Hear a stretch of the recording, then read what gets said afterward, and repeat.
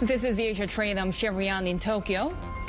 I'm Haidi, Stroud-Watts in Sydney. We are taking a look at breaking news when it comes to these trade tariff developments. President Trump signing an order increasing the tariff on Canada from 25 to 35%. Goods under the USMCA not subject to these additional IEEPA tariffs. We're also seeing some developments when it comes to the tariffs set on other trading partners that haven't yet reached individual negotiated pacts. Those trading partners will be hit with a tariff of 10%. This, according to a fact sheet that's been released by the White House just now in the last minute or so on these reciprocal tariff rates. So going through these sort of modifications that we're seeing on the reciprocal tariff rates, the 10% is obviously a key one that we're looking at. A lot has obviously happened since the implementation on April 2nd of these additional 10% tariff rate on all countries. We've had several countries agreeing to these deals, pacts, including over the last few days. Of course, we've had Europe, Japan, South Korea among them.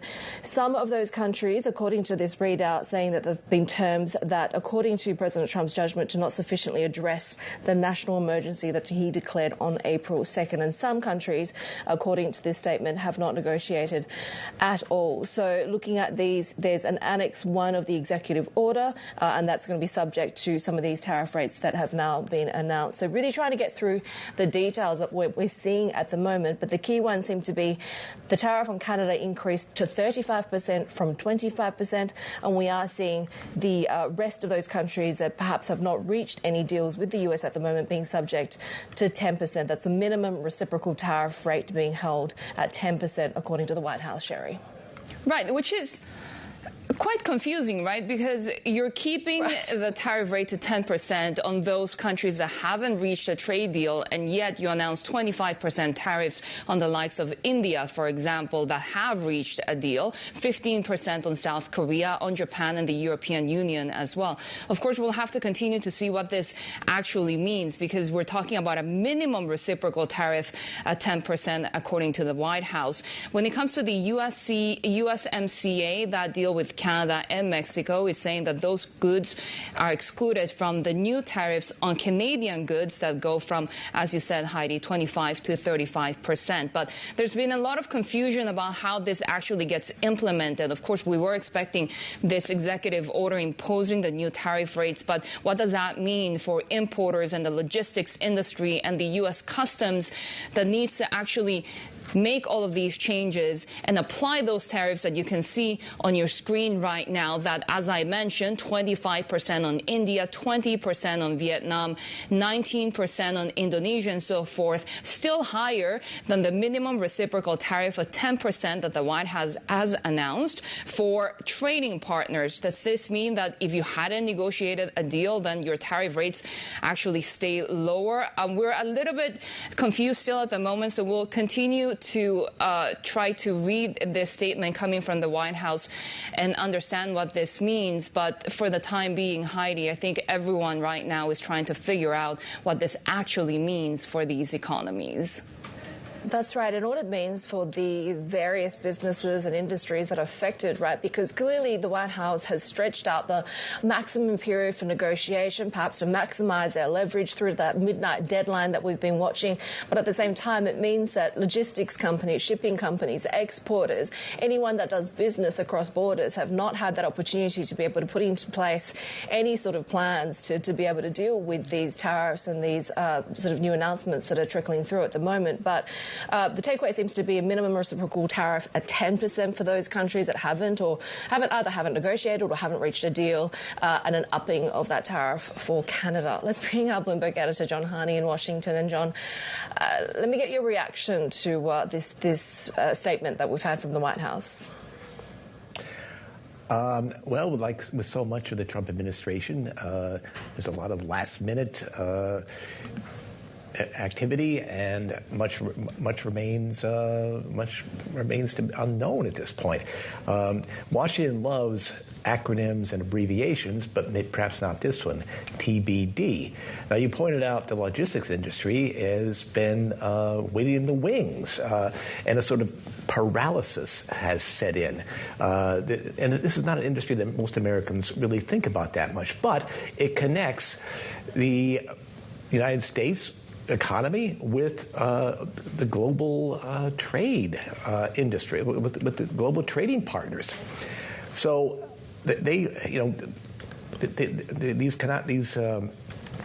tariffs and levies cannot be put into effect just by a true social post or by a letter or by an announcement from the White House. This has to be done with an order, with a directive, and then software has to be updated. And a lot of other, and it's still not clear, like, say, will these tariffs be in effect for goods that are already in transit?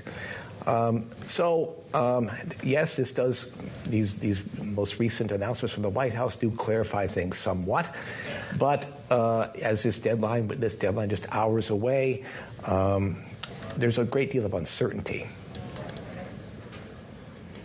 Yeah, we'll be watching what that means for the USMCA, because now that goods under that trade deal are not subject to additional tariffs, that's going to be interesting for Mexican assets, Canadian assets as well, despite the fact that we saw Canadian tariffs going up significantly to 35%. Now, we are getting more details on that White House statement about some of the achievements with the European Union. We knew that 15% tariff was in place, and then the White House saying that they've agreed to purchase $750 billion in energy assets and also make new investments. Of course, something that we had heard also from Japan, $550 billion in investments. But, John, when it comes to really understanding how much President Trump can do on the trade front, what do we know of his authority so far? Because this has been challenged by U.S. courts as well. And what's the way forward when it comes to, as you said, the complication over implementation?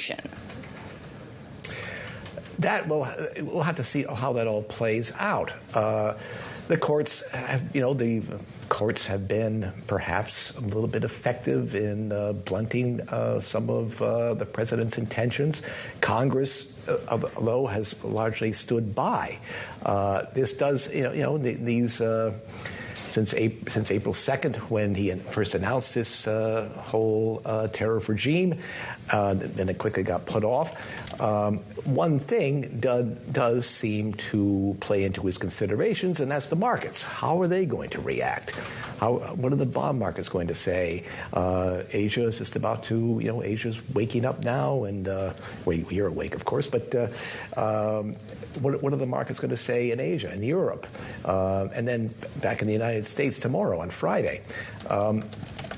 But this does demonstrate that a president has a great deal of clout over the American economy, of course, which is still the #1 in the world, and over all the trading partners. They have been, of course, struggling to make deals. Many of them haven't yet done this, but right. It certainly demonstrates a president's power. Bloomberg editor John Harney there with the latest on those trade deals and the new reciprocal tariffs that President Trump has just announced. And, of course, we have seen Apple also take a big hit. Apple seeing tariffs adding $1.1 billion in costs this quarter. But you can see right there the after-hour session gaining more than 2%. Shares jumped after third-quarter revenue topped analyst estimates, boosted by strong iPhone sales in China as well. Mark Gurman is our managing editor covering Apple and consumer tech. Mark, so how much of really the gains that we saw in Apple were also driven by the fact that people were trying to purchase Apple items before the tariffs kick in? They're saying 10% of the overall 10% growth could be attributed to pull forward, people rushing to Apple stores and other stores to buy the products before anticipated price increases. My perspective is Apple doesn't really, despite what they say, have a way to really know to an exact degree how much of it is pull forward. It's not like when people go to buy a product, they're asking them, hey, are you buying the product because of tariffs? Apple is trying to say, as it did on its earnings call, that this is because of the product. The iPhone 16 is a better product than the iPhone 15. The iPhone 16e released in February, and people just want this product. The software and the features have been improved, and so that's why people are going to stores. I don't buy it. I think more than 10% is due to the pull forward. There were so many comments online indicating that an iPhone would have to begin being made in the US. Phones like that could cost between $25,000 and $100,000. If they had to continue making them in China, the phone would then cost $3,000 to $5,000. So I'll tell you what, Apple should be very pleased with the analysts and others who put that FUD out there about these iPhone price hikes. Was the China comeback surprising to you? The China comeback is something that Apple has been working on for some time. I don't believe it's a full comeback. They're still about $500 million short in Greater China from the Q3 from a couple of years ago. So they're not all the way there. Tim Cook mentioned on the call that the new subsidy program was available for the full window of time for the June quarter. So that probably helped tremendously as well. And we're a couple years now behind or past the government bans on the iPhone and other American-made devices coming into play. So things certainly have stabilized there. Bloomberg's Mark Gurman getting there with those Apple numbers. We'll be watching the supply chain stocks trading in Asia today as they come online. But we are, in the meantime, getting some more confirmation when it comes to tariff rates for various trading partners, particularly here in Asia. The US to impose tariffs of 19% on goods from Indonesia. We're also seeing that 90% tariff rate being applied to goods from Malaysia, Thailand and Cambodia as well. 20% tariffs for goods from Taiwan. We're also seeing an announcement of 40% tariffs on goods from Laos and Myanmar, as well as 39% tariffs on goods from Switzerland to the US. So, Shery, we are just getting some more details of that, largely that 19% rate being applied to Southeast Asia and some of those emerging Asia countries, but Laos and Myanmar getting hit 40%, close to that when it comes to Switzerland as well. Yeah, we're getting the tariff rates for Israel as well, coming in at 15%, 20% on goods from Sri Lanka. So, yes, President Trump keeping the minimum reciprocal tariff at 10%, but most of those announced, especially with big trading partners, seem to be much, much higher, especially when it comes to the likes of 20% from goods from Taiwan. Of course, we know that some of those key exports are around chips and TSMC as well. So we'll be watching the market reaction in the Asian session as we continue to follow the other tariff rates as well. You mentioned, of course, 40% on the likes of Myanmar, on Laos as well. Not a lot of big trading between these countries, but we are seeing 39% from Switzerland and 15% from Turkey, 15% from Venezuela as well. Now, we continue to follow, of course, big tech earnings. Amazon shares also under pressure in extended trading after its profit forecast fell short of analyst estimates. Investors are worried the tech giant is spending too much to keep up with competitors in the AI race. Bloomberg's Spencer Silper joins us now from Seattle. So, Spencer, what stood out to you in the numbers? Yeah, the second quarter looked really good. They beat on revenue and profit, and even the third quarter outlook looked fairly good. The revenue outlook was beyond expectations, and even the profit outlook was in line, maybe a little light.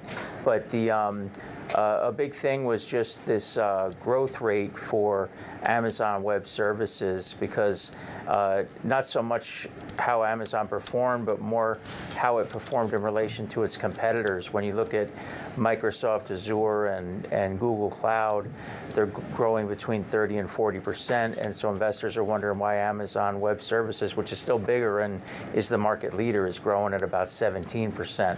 So, there's just some concerns about its growth rate, and if it's getting left behind by some of these faster growing up and coming players.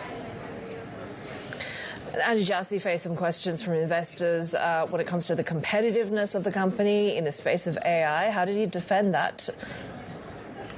Yeah, that was interesting. And one investor analyst just laid it out for him. He's like, look, there's a narrative taking hold that Amazon's kind of getting left out of this artificial intelligence race. Can you address that for us? And Jassy was pretty he basically just said that it's very early yet, that this is a huge opportunity. It's going to keep growing, for a long time to come, and not to count Amazon out, and that he's confident in its services and its abilities, and particularly when people start getting to where they want to put these artificial intelligence tools into practice, and they're more concerned about reliability and price points and stuff, that Amazon will really emerge as a better choice for the infrastructure that they operate on.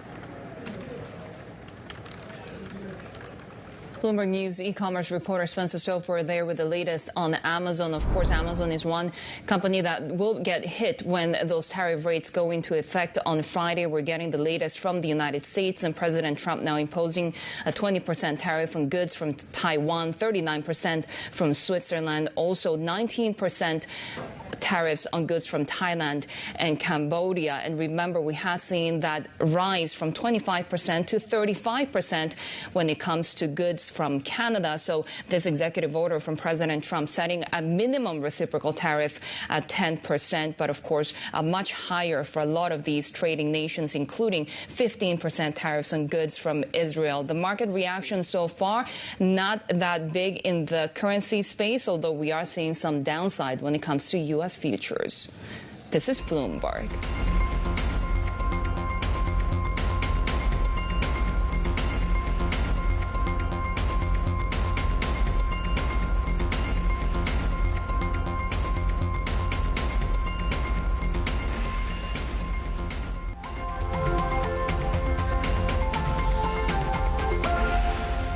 We are continuing to pass the annex of countries that have been affected when it comes to President Trump's latest tariffs as we head into that deadline from the White House. According to this fact sheet, we have seen the likes of 20% tariffs now being announced on goods from Taiwan, 39% being applied to goods from Switzerland. Around Southeast Asia, a number of these countries, including Thailand, Cambodia, Malaysia, being subject to tariffs of 19%, higher for the likes of South Africa, 30% there, reiterating some of the ones where we have seen deals being done in the last few days, 15% for South Korea, 15% for Japan, obviously, and also that deal from the EU as well. We've also seen 15% on goods from Israel and 20% from goods from Sri Lanka. So it's a little bit sort of all over the place, but according to that announcement, some of these countries were ones where there had been negotiations and talks, but a deal hadn't been reached. Some of them had not had any talks or negotiations at all. So that deadline, for the midnight deadline, is still 4 hours and 40 minutes away, according to our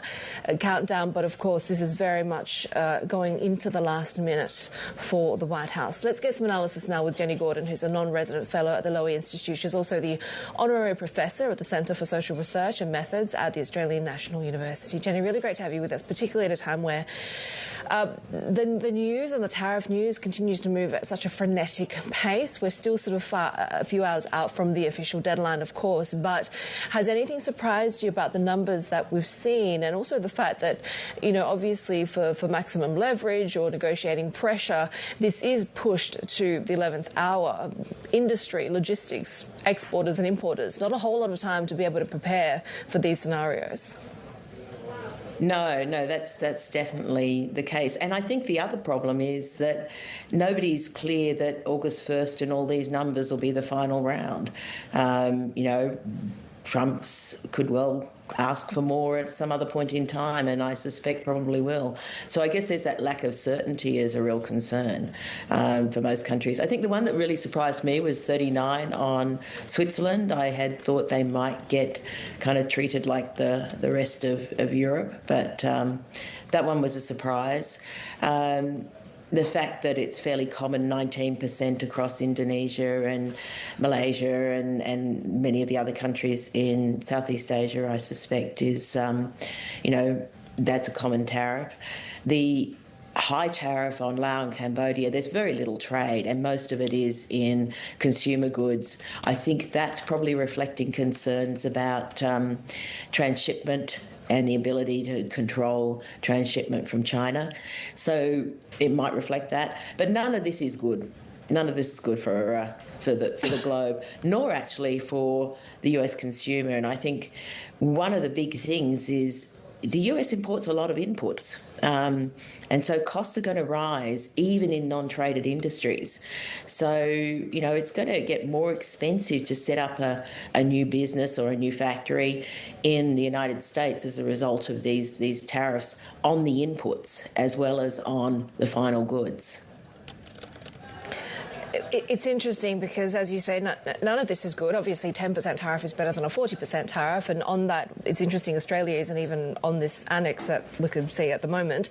So not quite clear what the tariff is on the likes of Australia for now. But do you think that there is a level of complacency, certainly that we've seen in financial markets, that, well, these are, levels and tariff rates that were better than expected and so therefore somehow more palatable? Well, it's funny, isn't it? Because as you go from almost zero tariffs to 10, 15, 20, 35%, you're kind of saying, oh, thank goodness, I don't have 35%, I've only got 15%. And so, it's kind of interesting because really the baseline was close to zero in most cases. And so this is a massive cost impost. And you could almost think if you had one single uniform tariff, then it would be largely a revenue-raising exercise, and it would almost be like putting a value-added tax on the American consumer, and that would be one way to think about it. But this is creating different opportunities for different countries because of different tariff rates. The actual rates don't actually reflect very closely what those countries export to the United States. So there doesn't seem to be an overwhelming strategy of, countries that export mainly inputs into production face lower tariffs and countries export final goods. So there seems to be, I can't quite work out the rhyme or logic to all of this. Right. And I don't know if stock markets have woken up to it either.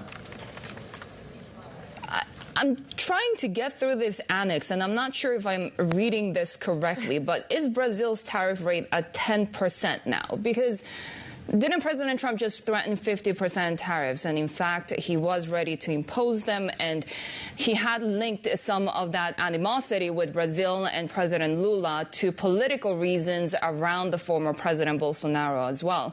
Right now, I'm seeing the annex. And as we're trying to digest these new tariff rates, Brazil is now back at 10%. Jenny, when it comes to linking geopolitical issues with economic sanctions like tariffs, has President Trump changed the playbook now? Well, I think the US has always used financial sanctions for geopolitical purposes, and so they've tended to use that rather than tariffs. And part of that was because, really they'd been part of this global commitment to bring tariffs down across the world. And the only sort of potential upside of Trump's threatening tariffs was to help other countries who were struggling politically to bring down their tariffs to do so in exchange for lower tariffs. But I think this has moved the US into entirely new territory. And this is why I don't think we feel like we've seen the end of tariffs and that this final set of numbers is the one that'll go ahead, because Trump has changed the way he uses tariffs, and that just increases the uncertainty in the global economy. And if you're trying to get investment going, that's the last thing you want is uncertainty. Investors need certainty. And so even though he's extracted promises of large amounts of extra investment into the United States, that faces some real barriers to go ahead because, one, you've got a shortage of construction workers anyway in the United States, so constructing new manufacturing plants is going to take time. And two, it's just that you're not sure what that tariff ruling is going to be. And if, the Trump administration gets annoyed at a particular leader in a country or a particular country for doing something, then they might just sort of say, oh, we're going to raise your tariff again. So it just completely undermines the certainty that's needed for investment around the world. And Jenny, we're also seeing that the White House is really emphasizing the transship goods. So if there are any ways to try to evade the 35% tariff, I think it's talking about Canada, that they will be subject to transshipment tariffs of 40%. And that has been a key issue, right? Because we have seen other countries like China, for example, trying to send goods through Southeast Asian countries. How meaningful is it that this administration is cracking down on transshipments? Well, I think that actually makes it, more difficult for China's strategy as to how does it bring down, just the straight shipment is you just, stick it in a container and take it to somewhere and relabel it and ship it off. But the bigger issue is all the componentry, and that is where you've got the integrated supply chain problem, where countries, particularly in Asia, import a lot of components, add value to them, and may ship it back to China, and then it gets shipped back again. The complexity of supply chains is enormous, and so what Asian countries are looking to do is almost have dual supply chains, so that they'll have one set of supply chains that try to keep Chinese content out in order to ship to the US, and then they'll have another set of supply chains that use Chinese content because of the price advantages of it. And so that's, I think, from what I'm hearing from Asian colleagues, is what they're trying to kind of work towards, and it adds costs, so it just is less efficient than the current system, which means the prices of everything go up and the return on capital goes. Jenny, really great to have you with us. Jenny Gordon from the Lowy Institute. They're getting that reaction to the breaking news on trade.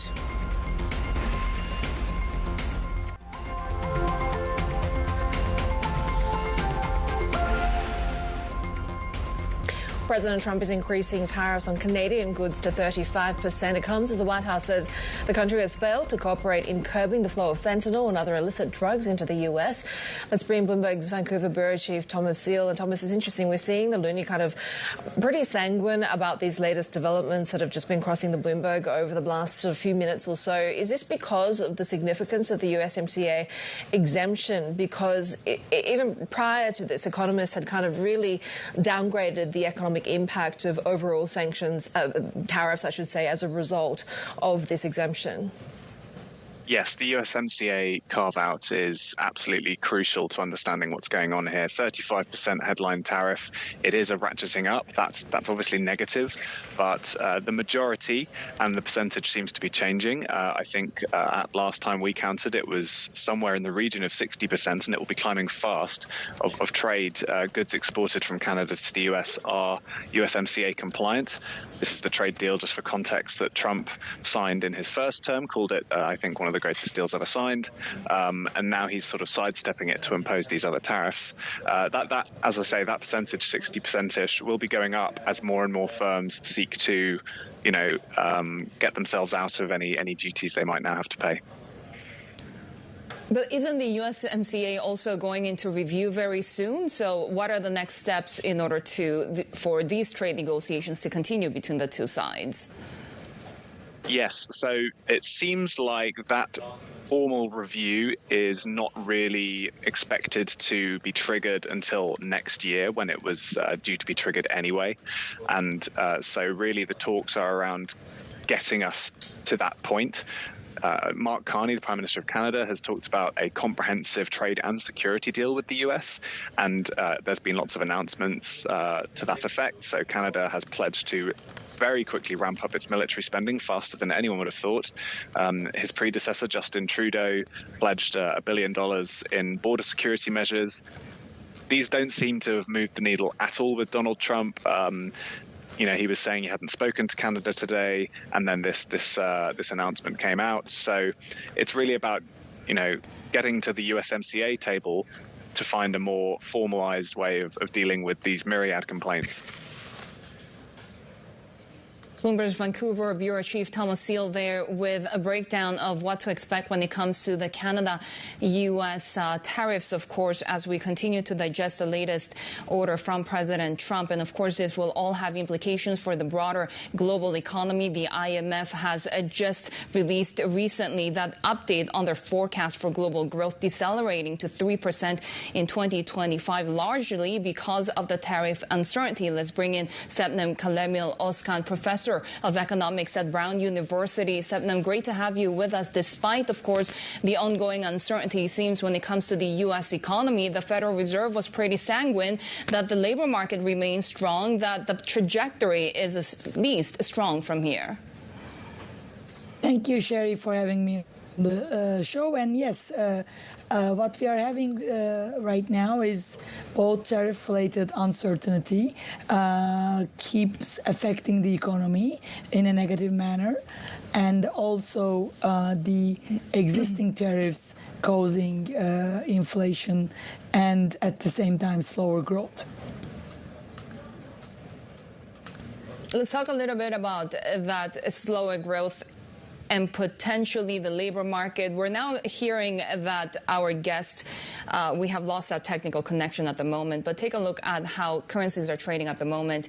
We'll try to reestablish that connection. In the meantime, not a lot of change when it comes to the currency space. Of course, we continue to digest the latest when it comes to those blanket tariffs coming from the White House, with 35% raised for Canada, also 20% on tariffs for Taiwan as well. It seems we have reestablished that connection with Sebnem, professor of economics at Brown University. So let me just get to my next question, because I was going to ask you about the economic data that we're still expecting from the U.S., including the jobs numbers as well. How significant will that be in order for Chair Powell to be able to make its decision on the next move? We are taking some path-breaking research at Brown University Global Linkages Lab. And our research predicts that for Federal Reserve to cut the interest rate, there should be significant slowdown in the labor market, which we are not seeing. We are right now worried about the inflationary impact of the tariffs based on our research. But that inflationary impact, based on your modelling, could be anything from a stagflationary impact, a muted inflationary impact. What is more likely at this point, or is it sort of quite difficult to see the pass-through for the second half, the next 12 months, given all of the uncertainty? We appear to have lost Sebnem for the moment, but we'll try and get her back for us. But of course, at the moment, we are seeing really markets, certainly FX markets, trying to pass through all of the flurry of announcements on these new revised tariffs that we've seen from the White House. And of course, some of the major ones are the lifting of overall tariffs on Canadian goods to 35% from 25%. But that USMCA carve-out may be why we're seeing the Canadian dollar, the loonie, really kind of looking pretty okay with this situation. Look at how flat that we've been seeing trading when it comes to the dollar, right? Same as the sort of situation when it comes to the Swissy that we've seen, of course, quite a high tariff rate there for Switzerland. And we're also watching some of these Asian currencies, the Thai baht, for example, also trading more or less sideways, given that we have seen that 19% tariff rate being applied to a number of Southeast Asian countries there. This against the backdrop of what we've seen the rally playing out for the US dollar. The dollar set for its best week in 3 years, and we have seen that sort of pretty chaotic unwinding when it comes to the other side of the dollar trade here in Asia, right? We've had this big reversal higher this week, and that's sort of really been correlated, Shery, with some of the down performance we've seen for Asian stocks. Yeah, Japanese yen also at around the weakest level since March. Take a look at how assets are setting up for the Japan market opens, because we saw the Nikkei rising for the first time in 5 sessions. Just a few minutes ago, we also got the jobless rate coming from Japan as expected, and at the same level as the previous month at 2.5%. However, the job-to-applicant ratio, though, did fall. So we're talking about fewer jobs than were expected, and also than the previous month at 122 per 100 jobs, 122 job openings for every 100 applicants. So we are now seeing assets setting up to the downside, with the Nikkei falling 1%. More ahead on the Asia trade. This is Bloomberg.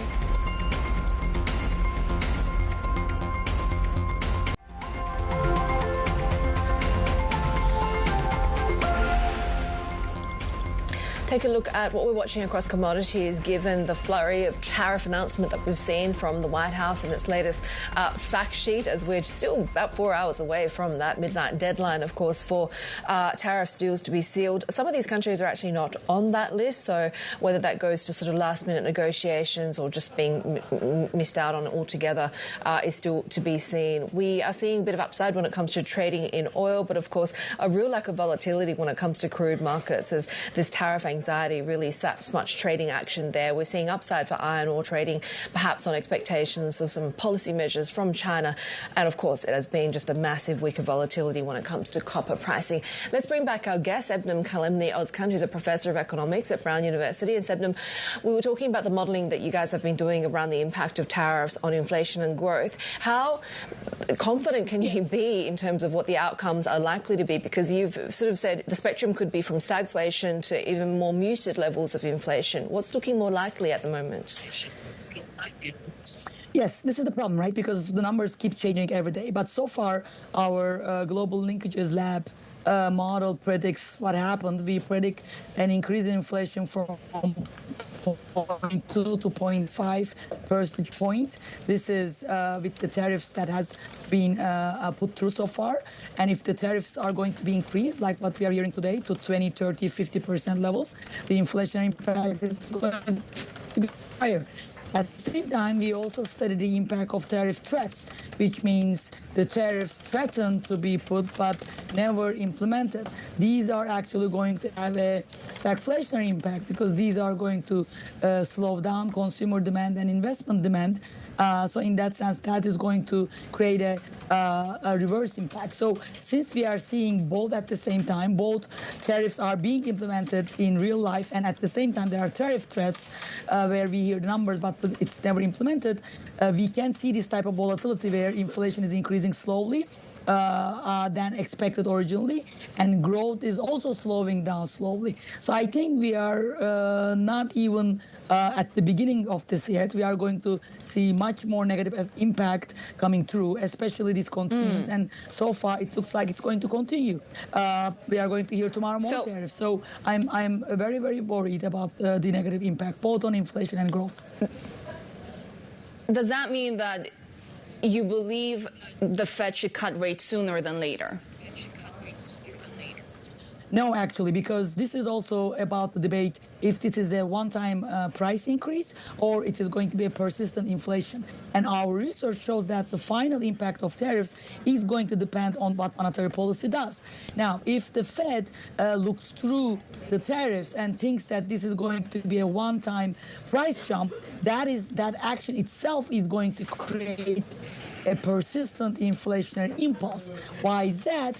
Because by thinking tariffs are just going to be a one-time price increase, Fed is underestimating the future higher unemployment, which means Fed is keeping the loser policy, and that's going to create a persistent inflationary impact. So what Fed is doing right now is correct. The policy should be restrictive, and there should not be any premature rate cut. Sebnem, really great to have you with us. Sebnem Kalemli-Ozcan, who's a professor of economics at Brown University. Well, Indian steel giant Tata Steel is planning to explore new markets in regions such as the Middle East and Latin America as it seeks to mitigate rising global tariff risks. Their CEO, TV Narendran, also told us exclusively how they're assessing President Trump's planned levy of at least 25% on India's exports. It's still early days. We are waiting to see the details. Obviously, from a Tata Steel point of view, there's not much of an impact because we don't really export much from India to the US. We export more from Netherlands and UK to the US. As far as Indian industry is concerned, I think, yes, there is a fair amount of exports which goes to the US, engineering exports, also pharma. So there are many sectors which are impacted by this. But let's wait and see what happens over the next few days. As you suggested, Tata Steel and other steel makers in India are not really impacted because of the lack of exposure. How about indirect impact, maybe Indian downstream sectors, businesses, for instance? Absolutely. So there is a fair amount of engineering exports which goes to the US. That will have obviously some impact on the steel consumption in India. But largely steel consumption in India is driven by the domestic consumption, basically in construction and automotive. So I don't see the indirect impact on the steel industry also to be significant in India. How about about your own overseas business? Might that be hurt in any way? Yes, that is getting impacted because we have a significant operation in Netherlands, which exports about 10% of what they produce to the US.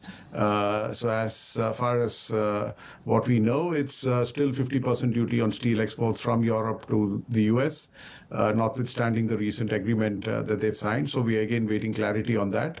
Some of it is obviously impacting our customers in the US because some of those steels that we sell from Europe into the US is not made in the US. So they have no option but to import, and so some of these costs get borne by them. From the UK, where also we have an operation, again, about 5% of what we produce there goes to the US.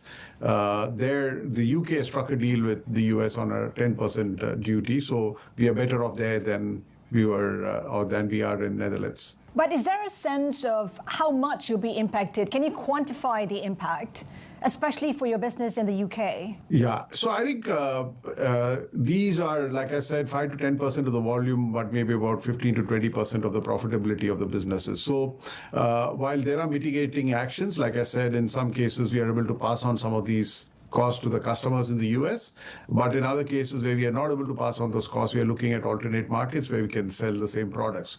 Because what we sell into the US are basically high-end steels, so you need to replace them with high-end steels for other markets and not substitute them for the commercial grade steels, which are easier to sell. So the mitigation actions are going on, so the overall impact, mitigated impact would be much less, but if we didn't do anything, it would have had an impact on the profitability because they account for a larger share of our profitability than the volumes. You talked about mitigating some of the impact. How are you mitigating in terms of countering volatility that is expected to accelerate from here? So you would mitigate by looking at other products which are similarly profitable and other markets, whether in Europe or elsewhere. For instance, the Middle East is a growing market for some of these steels, so we're looking at Middle East. We're looking at Latin America as a market. So we're looking at other markets where there is a requirement for these high-end steels and where we are not impacted by these kind of tariffs. Tata Steel CEO TV Narendran speaking exclusively with Bloomberg Inside anchor Haslinda Amin. We're keeping an eye on the currency space. Of course, we have gotten the latest when it comes to those tariff rates by President Trump, including the 35% rate on Canada. The Canadian dollar not doing much, and as you can see, not a lot of movement overall. We had a surprisingly high tariff rate also for Switzerland, and we're talking about 39% for the country. Given the little liquidity that we're seeing in the Asian session, we could potentially see more downside, but right now the Thai baht also holding steady. We are seeing 90% tariffs coming from the Trump administration when it comes to Thailand, but also the rest of Southeast Asia. Cambodia also 19%, together with Malaysia and Indonesia as well. Some of those countries that received higher tariff rates: Myanmar with 40%, as well as Laos. We're also following the latest developments when it comes to tariffs around Taiwan. Of course, that trading session will be really interesting because we're talking about 20% tariffs on Taiwanese goods. Of course, we're a big exporter of chips, so we'll be following TSMC at the open as well. We have seen incredible strength for the dollar already this month. We're talking about 6 sessions of gains and the first month of gains this year for the greenback. So we might see more pressure on the other side of that trade as we get the latest details coming from President Trump on those tariff rates. This is Bloomberg.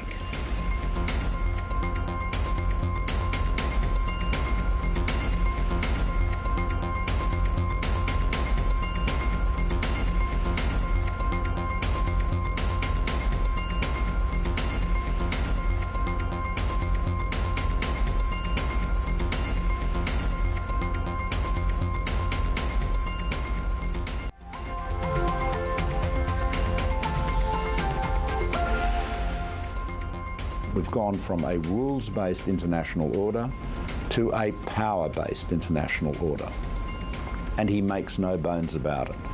Now, we've got to work out how we live with that, and what is the answer? Well, my very strong view is sucking up to Donald Trump is a big mistake. What we have to do is work with other countries that still believe in level playing fields and fair trade and still believe and are still opposed to protectionism, and work with them. So former Australian Prime Minister Malcolm Turnbull there speaking with us earlier about dealing with President Trump. And this, of course, we continue to watch for the reaction to the tariff announcements made hours before that midnight deadline. And, of course, they include the likes of several orders on trading partners, namely 20% on goods from Taiwan, 39% from Switzerland, the upping of rates on Canada to 35% with that USMCA carve-out, which is why we're seeing perhaps a little bit more of calmness when it comes to trading in Canadian assets. 19% was really the broad tariff level on goods from some of these Southeast Asian countries like Thailand, Cambodia and Malaysia. When it comes to Australia, interestingly, it wasn't on the annex at all. And we did hear from White House officials saying that if it's a country that's not on the new list, that the executive order means that the tariff rate will remain at 10%. That was when the so-called reciprocal tariffs were announced on April 2nd. So for Australia, that stays at the lowest rate of 10%. Interestingly, contrast that with New Zealand, where it's gone from 10 to 15%. And, of course, there are other nations that are not on that list that are still undergoing sort of separate tracks of negotiations. Mexico, for example. China is obviously the main one. We did hear from the Treasury Secretary, Scott Bessent, saying that he would speak with President Trump about the situation when it comes to a China deal, but he was looking optimistic after the latest rounds of talks in Stockholm earlier this week. Taking a look at how we're setting up as we get into the start of trading, Sydney stocks, along with Korea and Japan coming online just in the next hour. And we have seen a little bit of sort of downside. A lot of that has really been in the big gains that we've seen in the US dollar. The dollar set for its best week in about 3 years, a 2% gain. And Shery, we are seeing sort of the other side of that, a dollar strength trade here. Yeah, we had already seen significant pressure when it comes to those Asian currencies, especially you mentioned, of course, dollar strength, and the Japanese yen on the other side is around lows that we haven't seen since March. Of course, we had the Bank of Japan policy decision as well. And right now with the tariff news, we are seeing significant downside when it comes to Nikkei futures. But it's not just the Japanese yen, as you can see on that board, it's also Southeast Asian currencies like the Thai baht. Of course, we have now heard that the Thai tariffs will be at around 19% for those goods going into the United States, also for Cambodia. And the Mexican peso not doing much because we haven't seen new tariff rates for Mexico. They continue the negotiations, and President Trump had given Mexico another 9 days to allow more time for those talks to continue. What we have seen is on Canada, for example, going to 35%, in the U.S. saying that USMCA goods, of course, that's a trade deal with Mexico, those will be excluded from the new tariffs on Canadian goods. In the meantime, we also continue to follow some of those after-hour trading for these major mega tech stocks, because a lot of these companies are seeing impacts from the tariffs. Apple, for example, sees tariffs adding $1.1 billion in costs this quarter. It has done really well when it comes to its revenue, topping revenue estimates by nearly $5 billion. iPhone sales were surprisingly strong, possibly on that tariff-fueled rush. But you can see there, Haidi, Amazon to the downside of more than 6%. They missed when it came to their profit outlook. And, of course, this week we also had news that President Trump will apply tariffs to low-value imports from all trading partners as well, Haidi.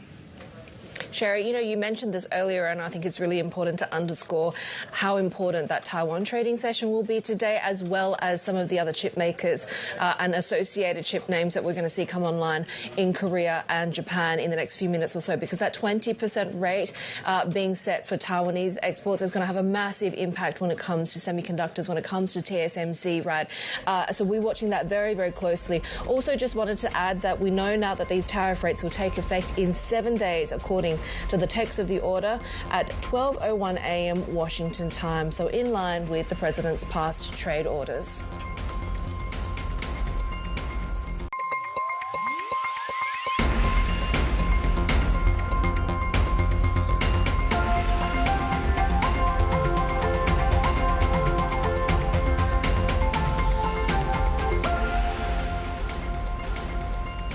This is the Asia Trade. We're counting down to Asia's major market opens as we keep an eye on how markets digest the latest tariff announcements coming from President Trump. Of course, we have the latest when it comes to those numbers. Big ones for Switzerland, for example, 39%, Canada 35%. Here in Asia, the one to watch, Taiwan 20%. Of course, they have huge chip exports, and we'll be watching TSMC as well. That's right. The significance of that cannot be sort of overstated at this point, right? But, you know, it's interesting. The broader mood music when it comes to markets as well as FX in some of those affected countries, Shery, seem to be pretty muted so far. Yeah, we have seen the minimum blanket tariffs at 10%, and a lot of these conversations had already been priced in. But we saw some significant downside when it came to Nikkei futures. But take a look at how Japanese stocks will be opening to the downside there. You can see it on the Nikkei at 0.1%. The Japanese yen has also topped 150 per dollar. We're talking about the weakest level since March or so, because we have not only, of course, the tariff news, but also the BOJ holding rates steady, but Governor Ueda keeps investors guessing over the timing of their next rate hike.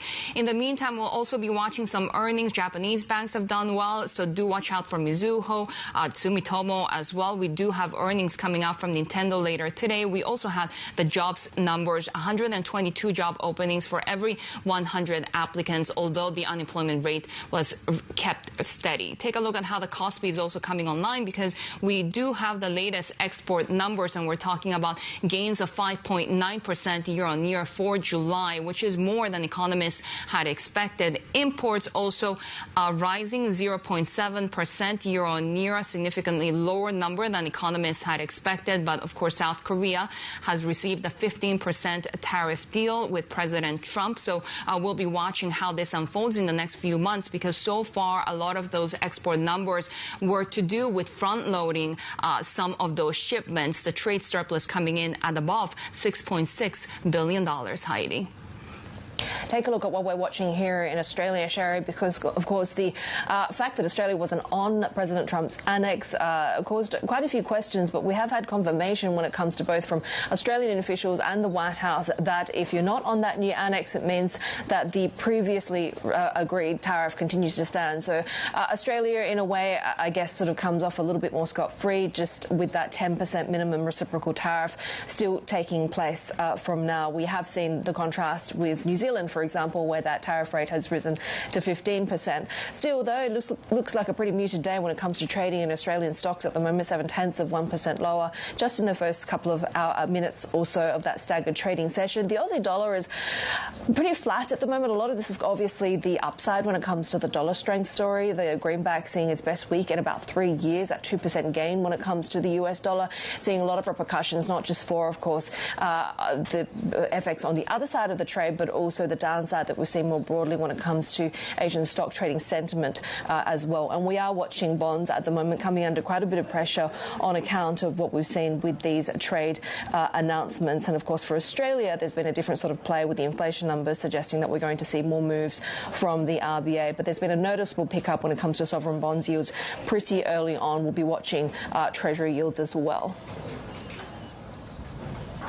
Yeah, let's actually get to those tariff headlines, because there's a lot to really go through, including that 20% on Taiwan, as we mentioned, but also Canada going from 25 to 35%. Avril Hong is here with a recap of what are those rates to watch. Avril. Yeah, I mean, I think the simplest way to put it is kind of to put things into 3 buckets. So we have sort of the winners, and on the other end of the spectrum, we have those that have been hit with higher rates that were anticipated. And you have the likes of Canada, as you mentioned, the raise to 35%, even though there are some exemptions. When you look at the USMCA, that is still a much higher rate than was previously threatened. You have Switzerland also also on that end of the spectrum, 39%. And Taiwan, as you guys were just alluding to earlier, with that higher rate than the export rivals, Japan, South Korea, which have been hit with tariff levels of 15%. So you got to wonder what that is going to mean for the export competitiveness. And then here in Southeast Asia, it's also worth noting that the likes of Thailand and Cambodia, they had been potentially grappling with 36% rates. So this is a positive outcome for them. I would just highlight the likes of Malaysia that at 19%, this is really not that good of an outcome. And when I spoke to the trade minister in May, he said that 10% would actually be a good outcome for Malaysia. And you may recall that Malaysia, as chairman, as chair of the ASEAN bloc this year, has been talking about how these tariffs really not a good way to kind of restructure global trade. They have been quite vocal about this, and they've hosted as well some of these Chinese leaders, including the Chinese president earlier in the year. So worth keeping all that in mind as context for what we're seeing today. Aside from that, the last bucket I would just highlight when it comes to Singapore and Australia, given this confirmation of sorts that the baseline rate is going to be 10%, that means that the previous concerns that it was going to be 15% for the likes of Singapore or potentially Australia, that kind of eases things a little. And don't forget, for the likes of Singapore, it has, that trade relationship with the US, is actually importing more goods from the US than it actually exports to them. Of course, one of the main things will be getting the responses from some of these trading partners. We've heard from Thailand already. Yeah, so Thailand and Cambodia, I think, have really been in the spotlight amid the past week's concerns that we could see higher rates because all this is going on while a border conflict had been raging. And Trump, as you know, had been quite vocal in saying, stop the fighting, otherwise there's not going to be trade talks or trade negotiations. They had been trying very hard to get a lower rate. So we had that signing of a sort of ceasefire agreement earlier in the week, and then that paved the way for negotiations to continue. So this 19% level for Thailand and Cambodia is seen as a really good outcome, much lower than previously threatened. We also have some of these reactions from the Thai Business Group, for example, saying that 19% tariff rate, this is seen as competitive. And, it's also talking about how this rate, Thailand, for the U.S. can actually help to preserve its export base. So we'll wait to see what Cambodia says about these rates as well. Heidi. Bloomberg's April Hong there. Let's get some reaction now when it comes to what we're seeing across markets. Schultze Asset Management founder George Schultze joins us now. George, pretty muted across the board, even for these some of these sort of assets that are part of the countries that have been targeted, the likes of Canada and Thailand. Does this sort of suggest that the complacency for broader markets continues, that this was on the kind of best case scenario side of the spectrum?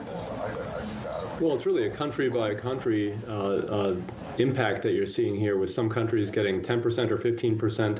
And then it seems to me that those countries that don't or haven't come to the table, they're the ones that are getting these higher rates. And so, for companies that import or export from those countries, it'll be, kind of a mixed bag in how to deal with the new tariffs. And don't forget also that there's a possibility that you'll have some deals still struck after this deadline comes and goes. So, I think the idea with the Trump administration was to try to bring as many trading partners over the finish line together, or, these higher tariffs would kick in, and that's exactly what's happening at this point. What does that mean for your investment strategy, if it has any implications at all? Well, it does. Actually, we tend to focus a little bit more on the U.S. markets, although we have diversified a little bit out of those markets into some other countries as well recently, especially after this first quarter's extreme market volatility that you saw lasting through April. Now, of course, there's been a strong recovery in the U.S. markets, and it's really been miraculous how much volatility there has been. But in terms of our strategy and how it impacts investments that we make, it's really on a case-by-case basis. You have have to look at each specific company and see how these tariffs impact the company's financials and how they impact their costs, if at all. But you're seeing inflation run through many income statements, and you're also seeing other things like secular change and higher interest rate impact some companies much more negatively than others. So those companies that are over-levered, they're the ones that we think are sort of the worst positioned to deal with these macroeconomic shocks like tariffs. Are there any sectors that you focus on that could be more hedged from all of this volatility coming from the trade uncertainty? There are some companies that are positioned well. One big theme we're seeing with companies as they report earnings is that more and more companies seem to be onshoring or reshoring capital back into the United States. And the effort there is to try to avoid tariffs altogether if you're trying to sell into the U.S. markets. And then again, there are some companies that are, and some industries that are very poorly positioned. So we've actually been increasing some short sales in some industries like U.S. residential solar, for instance, and also companies that rely on heavy spending by the U.S. government with big U.S. government spending cuts through DOGE. Many of those companies are also negatively impacted by this big change that we're seeing. How focused are you on the big tech names? Because we do have a lot of these big companies like Microsoft, Meta, also Apple now surprising to the upside, but at the same time, valuation's pretty stretched. Yeah, the NASDAQ has really had quite a run. It's been amazing to see, but the breadth of the participation in the upside has been very narrow, with the Mag 7 companies leading the way.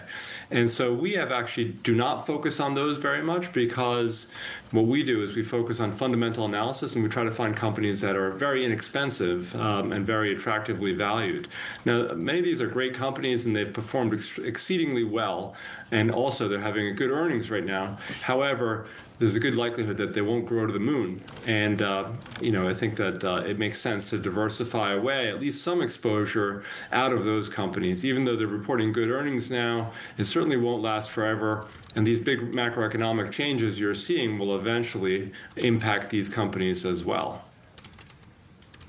It's interesting we're seeing or hearing positivity into whether this US-China truce may be extended, despite this sort of fundamentally being a really challenging relationship for any administration. But does that change the view when it comes to Chinese assets? It does. I mean, a lot's going to depend on whether a deal is struck and how it's struck, because these two countries are really intertwined, and they've been so for decades. But there are still some issues with the Chinese economy. For instance, growth that's been, a little bit more subdued lately, a little bit below 5%. You're seeing some overcapacity in manufacturing, and you're still seeing some property sector stagnation. However, we're starting to see signs that consumer spending will pick up, and because of that, some smart investors, including investment banks like Goldman Sachs and J.P. Morgan, are becoming more favorable on the Chinese market, and we also have some positions there as well. I think going forward, this will be the big key thing, though: what and how the trade deal between China and U.S. Looks like eventually, and bringing all these other countries into the fold beforehand, I think, helps the U.S. Negotiating position, because it shows a global interest in striking trade deals.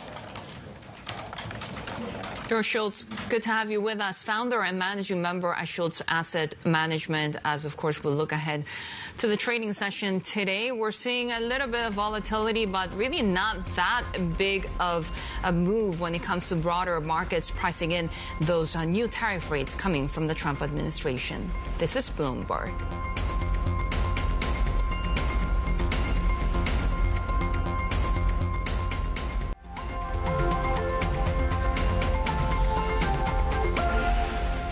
Well, as we've been discussing at length, the White House has announced its so-called reciprocal tariff rates for trading partners. That baseline of 10% remains for some of these trading partners, but higher levels, of course, have been set for countries with U.S. trade surpluses. For more, let's bring in Bloomberg's Derek Wallbank and also Ben Westcott. And Ben, let me start off with you. And the confusion initially, sort of scanning through the annex and looking to see where Australia was, for example, and it wasn't there. But we have had confirmation that if you're not there, it means that the previously agreed tariff rate kind of still stands.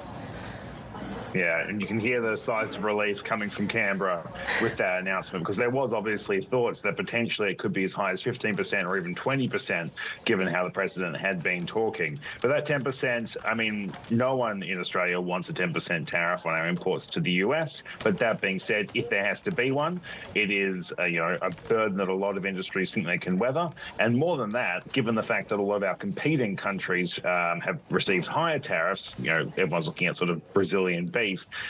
It means that, in comparison, Australian goods are going to be much more cost efficient anyway. So really, 10% is probably the best case scenario we could have hoped for. Derek, of course, we're trying to figure out some of the rates for the other countries. We saw a few on that 10% range, including Brazil, shockingly. But what were some of the other numbers that caught your eye? Well, yeah, Brazil was certainly one of the, ones that Trump had said was going to be on the higher end. I think overall, as Ben said, the baseline rate being at 10 rather than at 15 or even 20, as Trump was talking about, that's certainly big. You're looking on the map and you're looking for sort of spots where you find sort of holes, if you will, in the overall map. If I'm Singapore, if I'm Australia, I'm seeing rates way lower than my neighbors. But at the same point, if I'm Malaysia, Thailand, Cambodia, all three of those wound up at 19%, which broadly matches the Philippines, broadly matches Indonesia. Pakistan at 19% would be something that they would be a little bit happy with. At the same point, Taiwan at 20% higher than they probably thought they were going to be. India we had known about before at 25.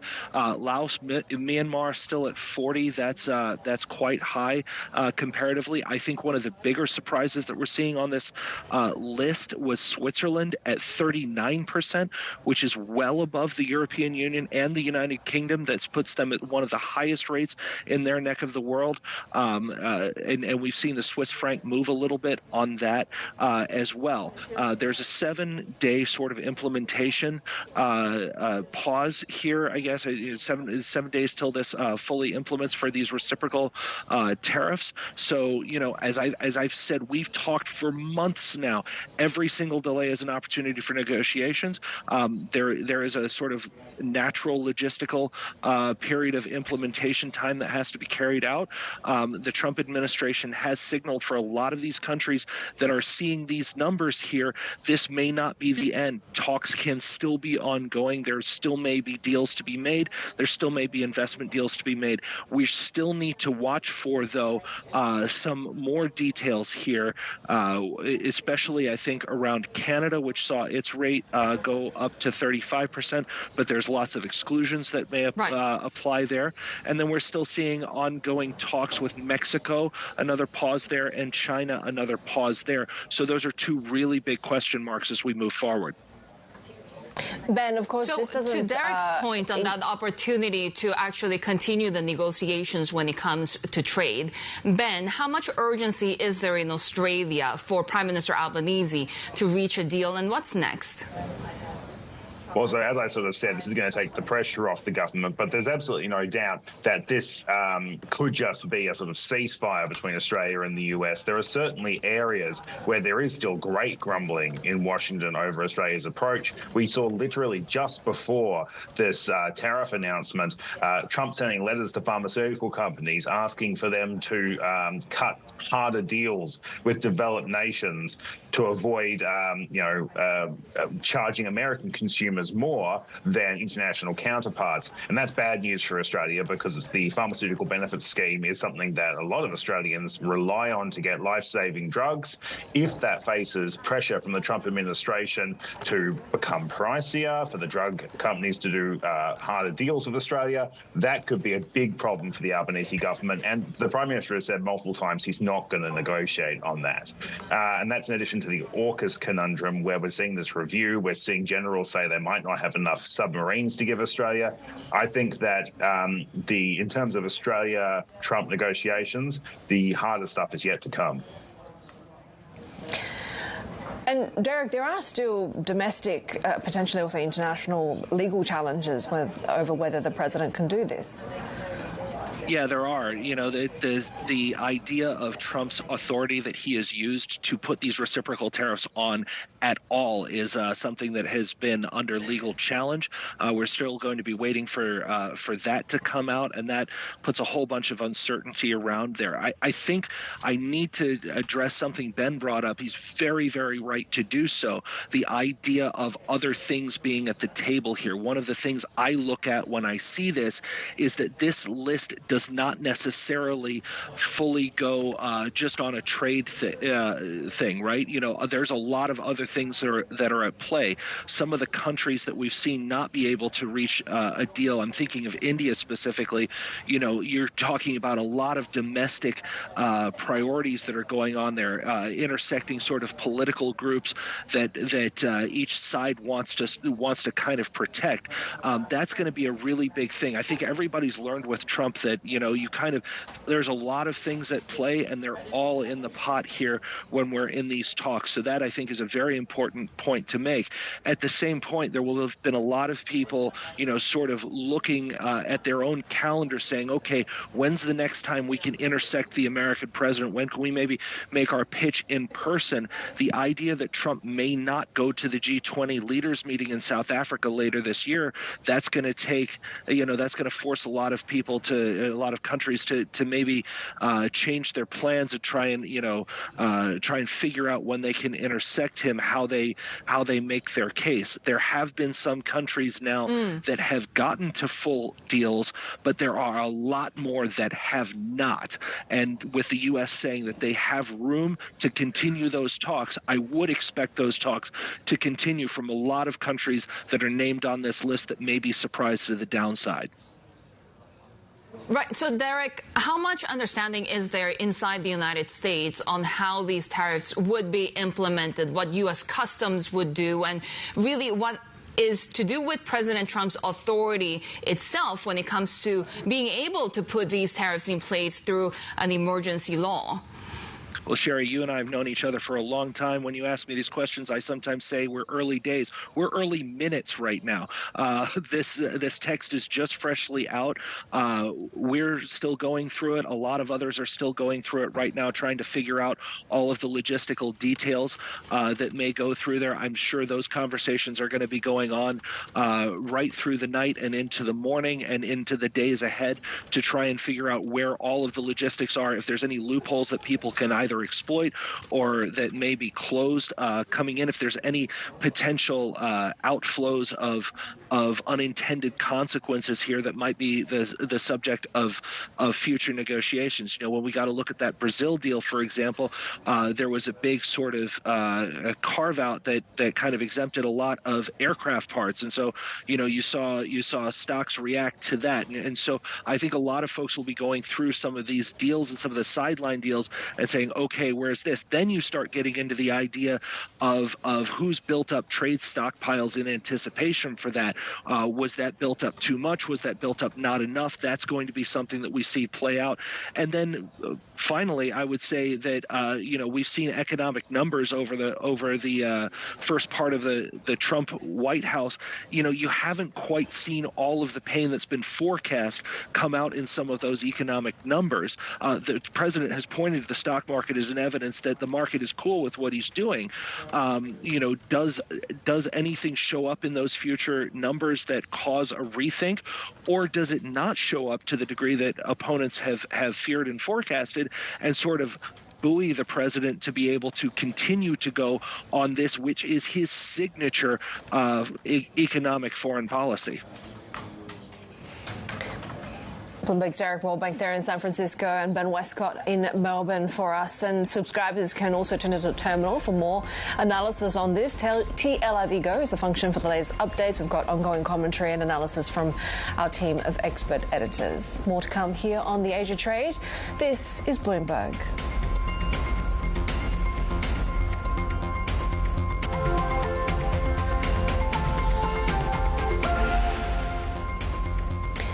Take a look at what we're watching when it comes to trading in European futures, and of course the spotlight, very rarely so, is on the Swiss franc, with of course the 39% tariff rate subjected on imports from Switzerland. We are seeing a pretty muted reaction quite broadly when it comes to some of these assets, and that dollar strength story is sort of perhaps a little bit more to play than when it comes to this Swiss franc seeing too much pronounced weakness. This is Bloomberg.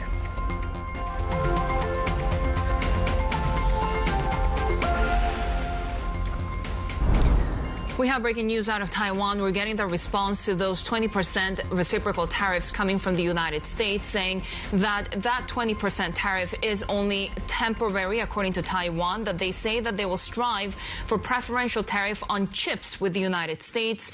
Taiwan also saying that they will complete the talks and reach an agreement with the United States as soon as possible. They're planning the next round of trade negotiations, that they're committed to finalizing a trade deal with the United States. In the meantime, Taiwan regarding the 20% tariffs with Taiwan as temporary, saying that they will strive for preferential treatment when it comes to those chip exports to the U.S. Of course, very important as we follow those semiconductor shipments into the United States at a time of rising tech rivalry with China. We'll be watching TSMC also when it comes online later this morning. Let's bring in our China correspondent, Min Lo. So, Min, that 20% tariff on Taiwan higher than for neighbors like Japan and South Korea.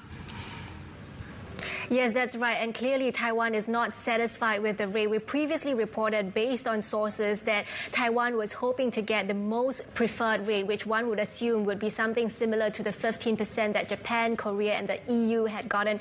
But this 20% still quite significantly higher than that. This is despite all the signals from Taiwan that it was willing to buy more goods from the U.S., including agricultural goods, energy goods, military equipment, also pledging to boost investment into the U.S.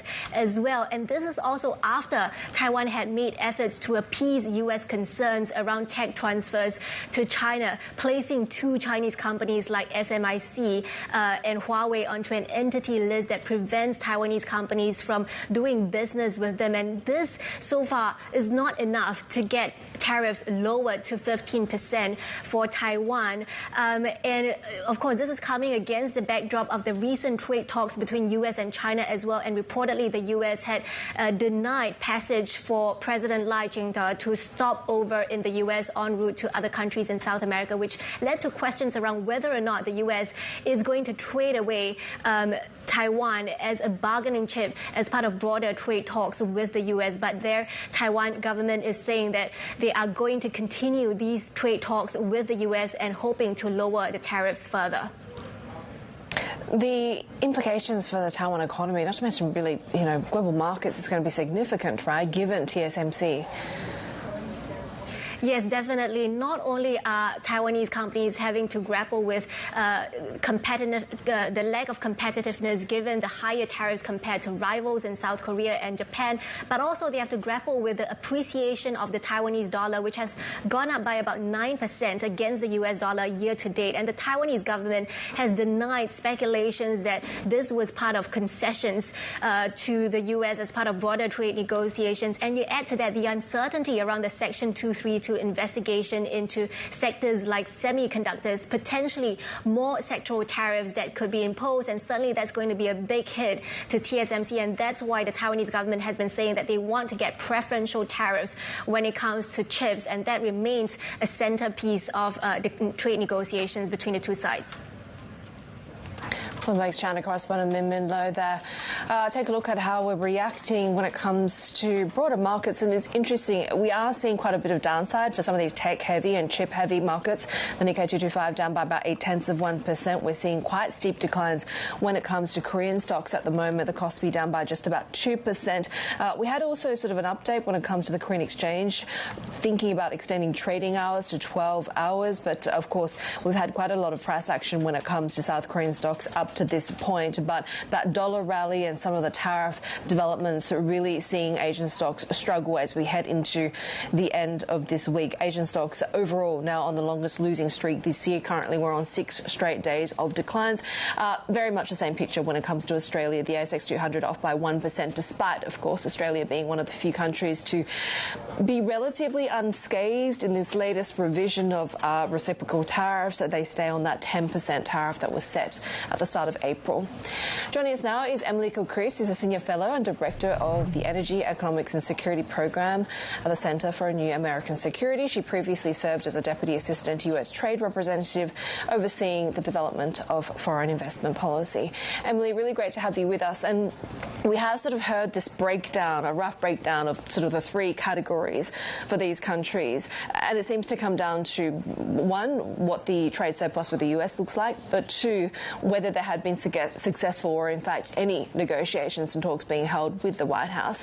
What do you make of some of the differences in rates, particularly for the likes of Taiwan, for example?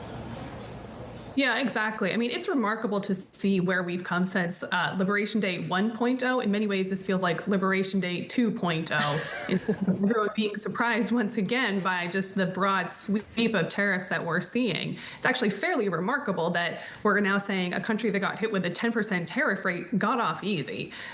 So just to put that in context.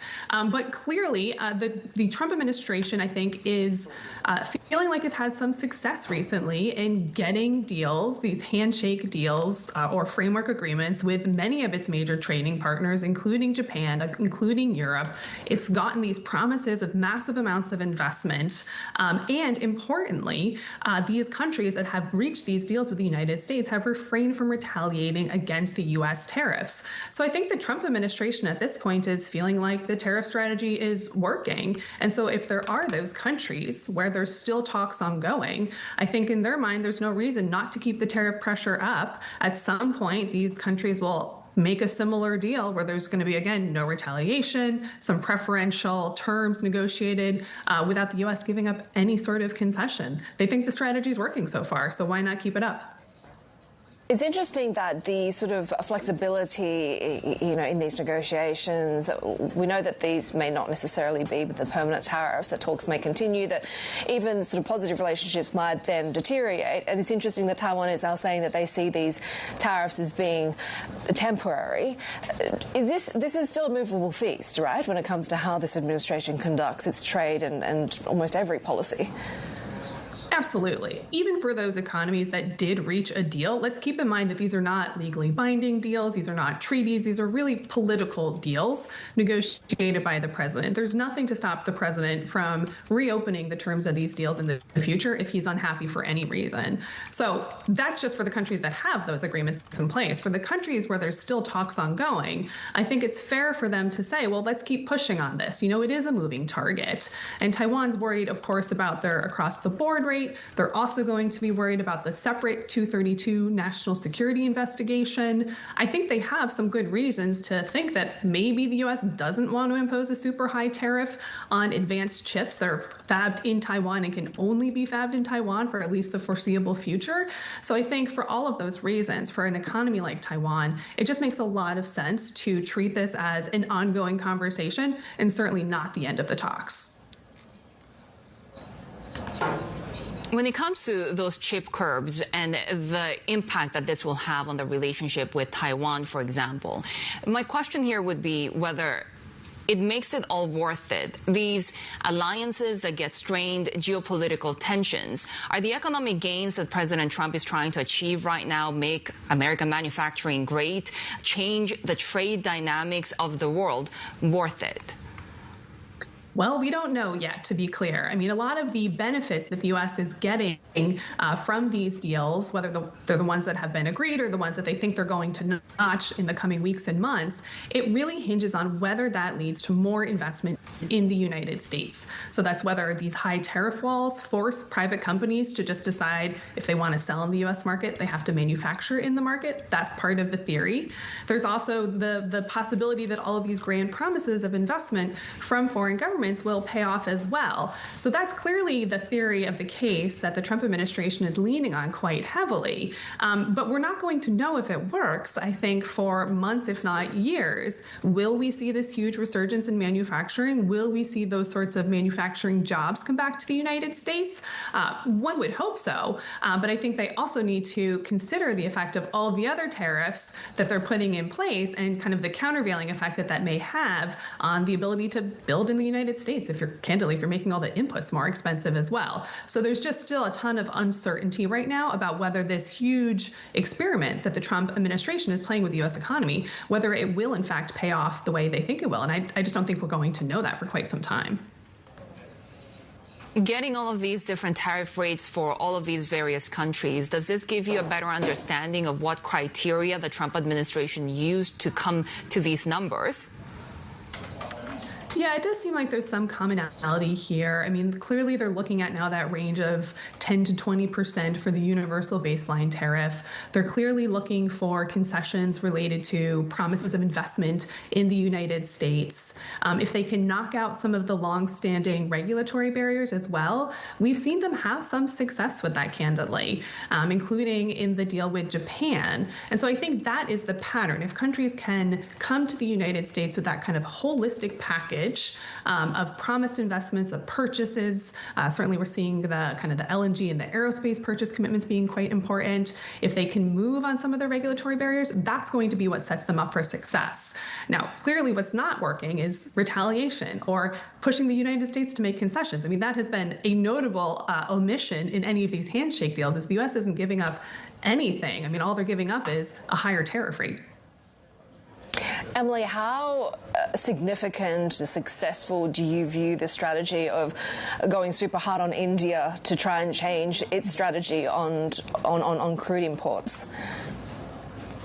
Yeah, India was always going to be a tough one, candidly. The United States has been trying to address some of these tough regulatory barriers, in particular in India, for quite some time, in the ag market, in the digital services market, data localization. There's just been a bunch of really tough trade issues for quite some time. And if India's not been willing to give on that, or if they've not been willing to give as much as the Trump administration wants, and if they're not coming to the table with that, again, that holistic package that seems to be what is working for other governments, then I think the Trump administration is just going to continue to ratchet up the pressure until India either just feels like they have to kind of cave or move on, But I think that the strategy clearly is they think the leverage approach is working, so they're going to keep doing it until they get satisfaction from India. And of course, one of the missing pieces in this annex released today is China, right? Obviously, because there's a separate track for negotiations and potential extension of the trade truce. Is that interesting to you? Because obviously this is the most fundamentally difficult strategic and trade relationship. Is it a bit of kicking the can down the road because of how complex it is? Absolutely. And, they are the one rather massive exception to what I just said about the U.S. not giving concessions. The United States clearly is trying to make nice with China right now, whether it's rolling back export controls or canceling the transit visit of the Taiwanese President Lowy. I mean, they are doing all sorts of things to try to get to a summit meeting with Xi Jinping, kind of falling into the classic trap of diplomacy with China of trying to make all these concessions just to get to the meeting. But, there's a good reason for that. China has shown that they have leverage to retaliate through the rare earths components. They have shown that they're willing to use that. And the U.S. has shown that they're going to back down in the face of that, candidly, because we are so dependent on those supplies from China. So the China dynamic is just fundamentally different. It's also really hard to see what the contours of a deal will look like. Is there really going to be anything that the U.S. and China can negotiate that brings things to a more permanent standstill, a more permanent kind of walk down in tensions? I'm very skeptical of that. Again, we've already done this once with China in the first Trump administration, and here we are again.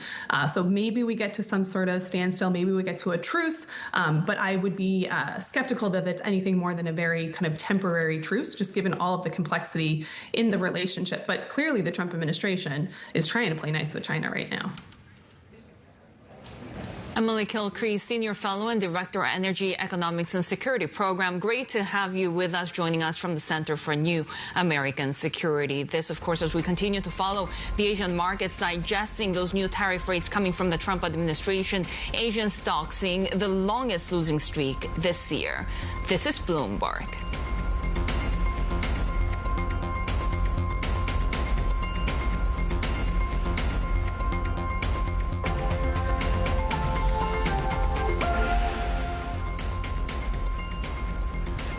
Take a look at how markets are trading early in the Asia session. We're still trying to digest, of course, all of the tariff news coming from the Trump administration. It's a sea of red, as you can see there, despite the fact that we saw the Magnificent Seven rising to record highs during regular hours. We saw a big beat also coming from Apple. That should have really pushed U.S. futures higher, but we're down at the moment 0.3%. We're following those Apple suppliers, and we also have some idiosyncratic news coming from the likes of Tokyo Electron. Their shares slumping, as you can see there, more than 18% after cutting their profit outlook. Remember, this is a company that actually benefited from that rush by Chinese chip-making companies to stockpile equipment given U.S. export restrictions that were coming up. Now, with that fading, we're seeing the downside pressure and their profit outlook being cut. And you can see some other names among Apple suppliers now to the downside, despite the fact that, as I mentioned, Apple actually saw a big beat. We're talking about those revenue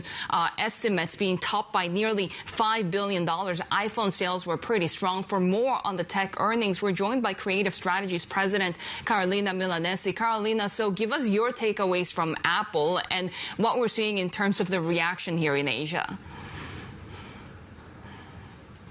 Securities that the tariff are driving for next quarters. And even Apple mentioned, like your previous guest, that trying to forecast what the impact of the tariffs is going to be based on the $900 million that they faced this past quarter, is actually not an advisable thing to do because so much is changing so quickly.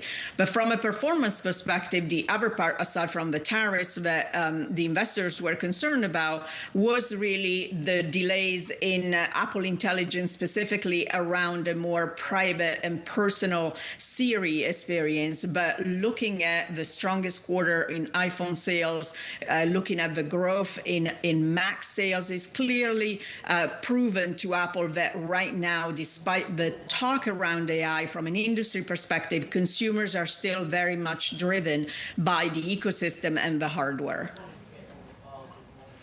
You mentioned Apple Intelligence. So how far along is Apple when it comes to AI? Because during this whole tech earnings season, we saw incredible amounts of investment going into artificial intelligence, including from the likes of Microsoft and Meta as well. Absolutely. And Apple has talked about investment. They said they have acquired 7 companies from the beginning of the year, and they're not opposed to acquisitions in the sector and any technology, as a matter of fact, Tim Cook said, that will accelerate their growth potential. And obviously, AI is one of those key technologies for them. We need to remember that what we've seen from an Apple perspective is really anchoring AI at the platform level. So whether it is Apple Intelligence or any other AI-driven experience, they want to make sure that Apple is seen as the ecosystem to develop for and the platform to have the best experience for consumers. How impactful are tariffs and potential supply chain disruptions and overall demand on the outlook for Apple? Well, Apple explained today what they reiterated, basically what they said last quarter, which is that from a U.S. perspective, the iPhones coming in are for the vast majority manufactured in India. For other products like the Mac, Apple Watch, and the iPad, those are coming in from Vietnam. What Apple also talked about is what Emily was saying earlier about investing in the U.S. So they're clearly dancing the dance that everybody's trying right now to make sure that they stay on the good side of the administration, that they make promises about investing in the U.S., and maybe given the time that this will take to actually take place, just buy time and get to the end of the 4 years. Do you buy the China turnaround story? I think from a China perspective, Apple has proven the growth is still happening. And not only that, but it's not all dependent on the iPhone, which is where they're suffering the most because of the subsidies that the Chinese government is giving to local manufacturers. But we're seeing growth in the Mac, and they explain clearly that the closure of the App Store in China, the first ever in the country, was simply due to a weak consumer demand across the board. And so just, weak consumer confidence that has driven other brands in that specific mall to shut down. Carolina Milanesi there from Creative Strategies, the president there, joining us with the analysis of those numbers from Apple. More ahead on the Asia trade. This is Bloomberg.